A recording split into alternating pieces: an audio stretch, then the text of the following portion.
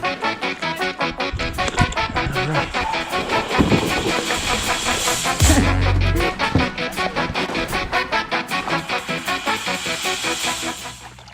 everybody, this is Chip Dodd with ThisABILITY Adventures, and the following video is a course overview of the Overnight Anarchy.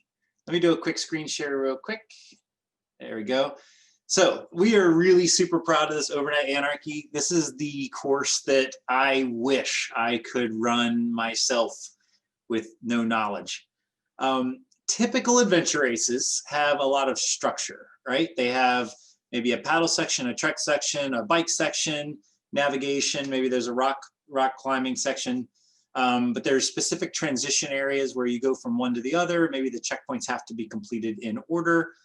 Maybe the legs have to be done in a certain order. Maybe you got to be off the course by dark. All of this type of thing. What navigators typically love it is when there's the ability to look at a course and determine course strategy, where there's lots of options. Because at that point now, instead of just being a linear course going from A to B, a proficient navigator can now look at the terrain, look at the trails, look at the modalities, and figure out a different way that they can do the course. So this race, the reason we call it Overnight Anarchy, or if you see the symbol up here, it's the old Anarchy sign from back in the punk rock days. It stands for order, or anarchy with order. So no rules, but with order. And so so this course takes anarchy to its roots, and so I can't wait to tell you all about it. Before we get into that though, let me go ahead and take you over to our webpage. I'm not going to get into how our virtual adventure challenges work in this video. This is specifically for the Overnight Anarchy, but please head over, if you haven't done so yet, head over to how it works. It tells you all about how to do our courses, submit your results, how to get scored, etc. I'm not going to cover that in this video. And then also click the gear list, and it takes you over to our gear list page. Basically, treat this like a typical adventure race. Take all the stuff you would normally take if it was a USARA sanctioned event. Take extra stuff if it's super cold outside or super hot. It's up to you to be safe. Our gear list is what's recommended. It's the stuff that we take. Better be safe than sorry. But this is a virtual adventure challenge. It's not the USARA National Championships. So use this as a training event. Take the correct gear. Get used to training with it. But be safe. That's the main thing. That there isn't this isn't a typical race where you've got medical staff and lots of other racers to help you out. You are on your own during this course. So, all right, let's head over to the map real quick. Okay, so this is Virginia, as you can see on here. We've got the Hampton Roads area, Richmond. Here's the Raleigh-Durham area, and up top is DC. So this course is right about here in the Clarksville area. So I'm going to go ahead and zoom in to the basic area of the course. Yeah, so here we go. Okay, so over here is the Occoneechee State Park. That is the only part of this course that's, let's say, has some governance, where there are some rules. Not our rules, because this is the Overnight Anarchy. There are no rules. There's as few rules as we can come up with. But in the state park, we are going to have to be polite. But let me go ahead and do the overview first. So I'm going to call these sections, because there are no legs. It's up to you to choose how you want to do this. You can do them in any order, anyhow you want. But there are sections, okay? So section 1 is going to be the state park. As with most state parks, unless you're camping, you can't really be on the property running around in the woods with a headlamp. So this is the only section of the course that is off limits after dark. Other than, of course, if you have a campsite. But you can't be out looking for checkpoints in the state park after dark. Not our rule. This is their rules. They do have a couple boat ramps and parking and all of that. It's typical state park where you have to pay to enter. Section 2 is this section here. We kind of affectionately refer to this as the amoeba, because it's just kind of all over the place. This is a wildlife management area. There is no way to access this with a vehicle. You can only get to it through the state park or by boat. Section 3 is another wildlife management area on this little peninsula here. This area you are able to get to by car. Personally, I haven't been to this section by car. I think there could potentially be parking right there at the entrance, because I have seen cars drive through here on the gravel road in the wildlife management area.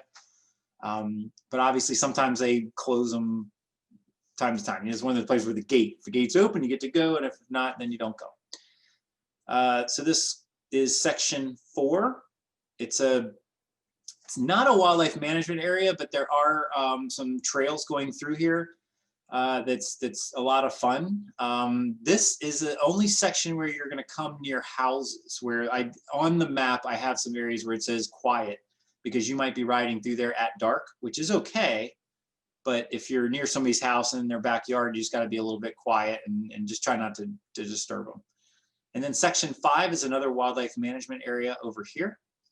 There is usually vehicular access through here. There is some parking, although some of it can get muddy, so you got to be careful. So those are the 5 areas of this course. Here's the dilemma for a navigator. We're not giving you a start finish. You can start, and as long as you start finish from the same point, you can start finish anywhere you want. Like literally, you could pick a checkpoint at the tip of this island and that's your start finish. You can park your car anywhere you want. And the area 2, you can't park a car. But area 3 you can, area 4 you can, in multiple locations, which I have on the maps, and area 5 you can park a car there. So it's up to you to park your car. It's up to you if you want to stage a boat or drop a bike or bike with your boat, or have 2 boats. You could have a canoe and drop a pack raft somewhere else. You can play with a pool toy and swim across the channel. This is literally like no rules. This is a navigator's worst nightmare, I like to say, or the challenge every navigator's been looking for. This is a perfect course for training for Florida sea to sea, where we're going to be paddling at night in some places where it's really, really difficult to navigate. This whole section of water is like no houses, very, very few houses. No houses like on the water. So there's no lights. So if you've got full moon and a clear sky, it's not going to be that hard. But if it's not a full moon and it's cloudy, it's going to be extremely hard to navigate through the paddle sections of this course, whichever parts you choose to paddle. Also, depending on the level of the lake, there are some sections that could flood. So for example, there was one section, I think it's right here, that I had to, when I was coming down this road, I had to cross with my mountain bike on my shoulder, and it was crotch deep. So depending on the level of the lake, there are some areas that get waterlogged. So, so you'd have to kind of look for it on the map. I mean, just for example, like this little section here might get flooded. That island might not be there. Just you got to look around and do your research. But either way, so that's the basic overview of the course. Let me see.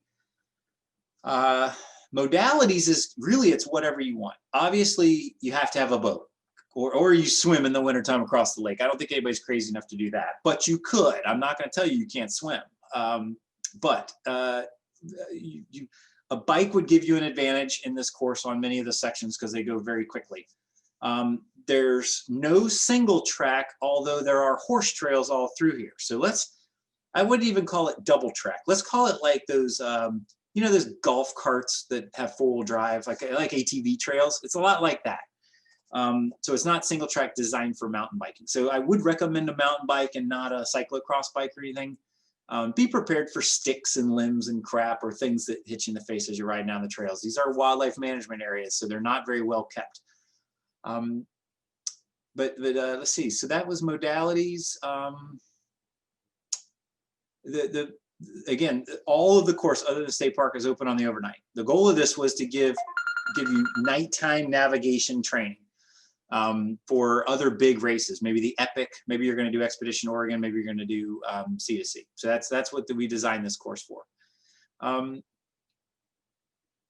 Oh, one other really, really cool part of this course is we found like haunted stuff. We found an old house. We found grave sites from the 1800s. We found some really, really cool stuff back in the woods using all kinds of technology and course vetting.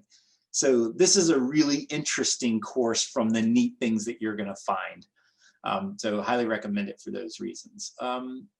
Let's see, most of the course is going to have plenty of cell service. So if an injury occurred where you needed to be extracted, you should be okay. Just make sure you have plenty of cell phone battery.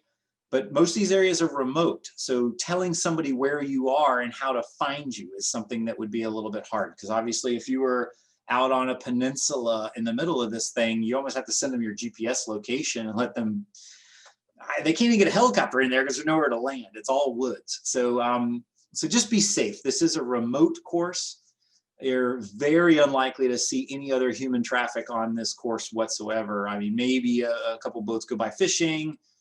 We have seen some hunters out there with bows, but they're usually the only place we saw hunters were over here near the state park. There's an equestrian campground right there. That's the closest you can get with a car to the course. And there's a little bit of hunters in this area with bow and arrow. So since these are wildlife management areas, they are hunting grounds, please wear either bright green or bright orange, make noise, etc. Since it is an overnight course, we highly recommend people do it with a team if possible. Obviously, there's some solo racers out there. They're going to do whatever they want. That's awesome. More power to you. Just please be safe. Maybe carry a spot tracker with you. Tell somebody what you're doing and where you are. And maybe if you haven't checked in by a certain time, they call the cavalry to come get you.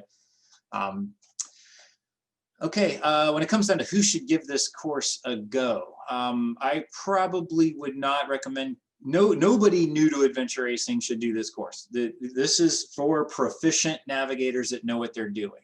And unless you're just going to do it in the daytime and then go back to your campsite and do the rest of the course in the daytime.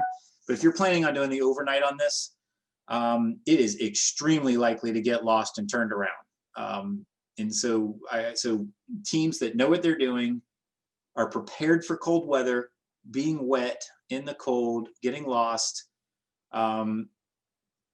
This is a course for advanced teams. So I wouldn't recommend it if it's your first adventure race. Go do Kick Me in the Jimmy or the Fredericksburn or Williamsburg. Start with that one. That's actually the best course, and then work your way up to the overnight Anarchy once you're really good with maps and getting yourself out of complicated situation. So let me see. I think I covered everything. So basically, if you have any other questions or anything, of course, stop by our website, email us, do Facebook. We're happy to talk you through the course and just tell you what to expect. But we're really proud of this one. It's a lot of fun. We put a ton of work into it. So I really hope that some of you are able to attend it. So great. Thanks for watching.